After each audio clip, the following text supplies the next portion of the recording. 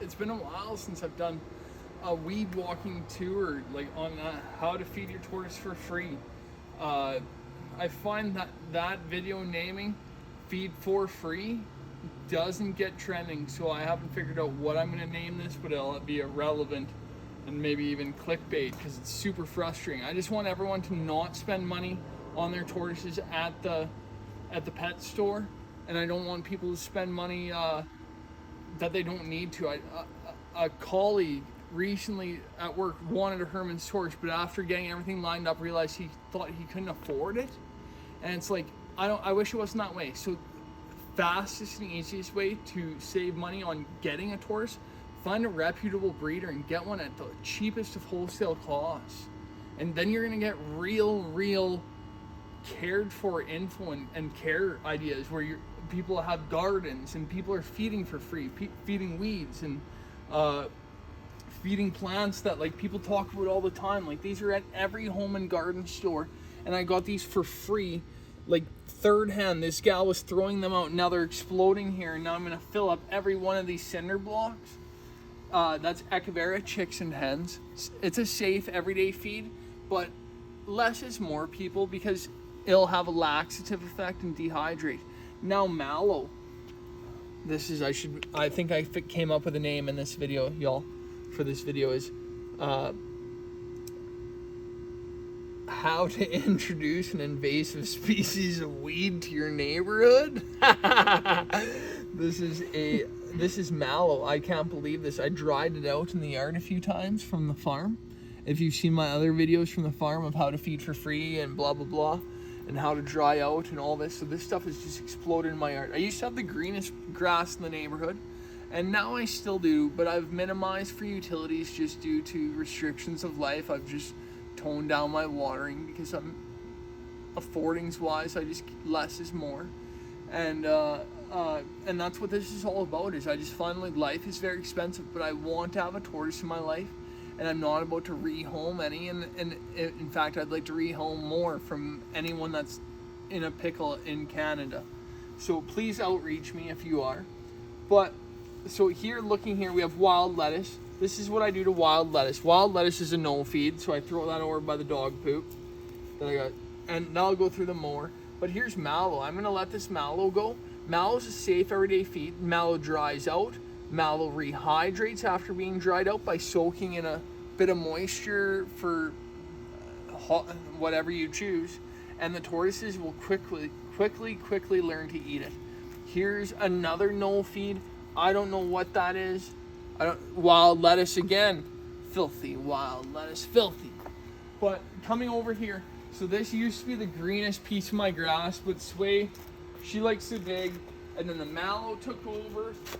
The plantain has taken over. This mallow piece right here seems to have rust. We're gonna get rid of this plant. Rust is inedible, so it'll go into the dog poop pile. But the rest of this plant is still good.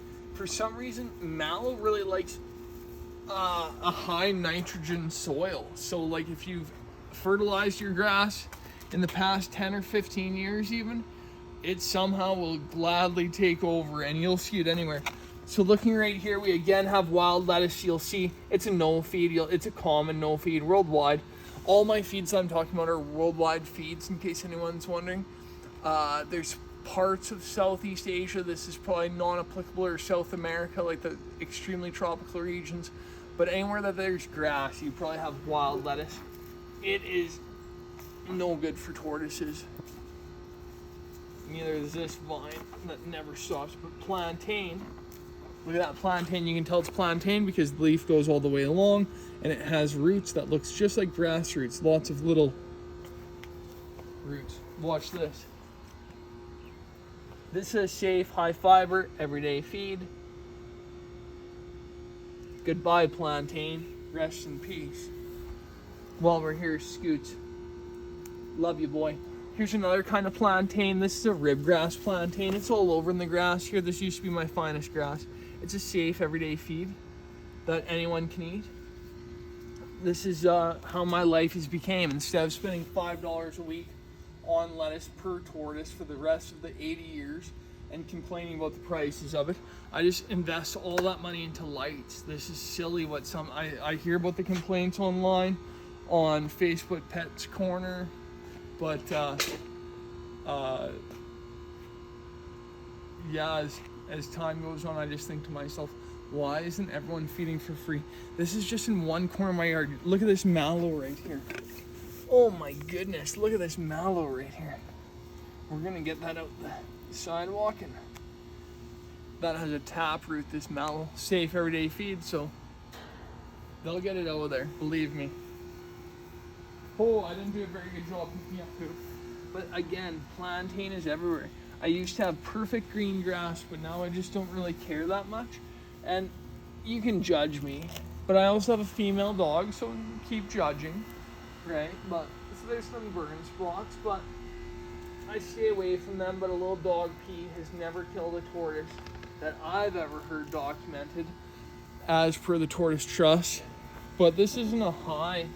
I have a fairly decently large yard and multiple dogs, or one dog only, not multiple. So we're just picking a little plantain. I always just pick kind of what's largest. And in the fall, I just dig it all up. I get a little enthusiastic with my digging, but this is a chemical-free yard now. This is, gotta be 5 years chemical-free after discovering the Tortoise UK group. So at this point, I have so minimal ands and ums. I feel like you all should just hit subscribe and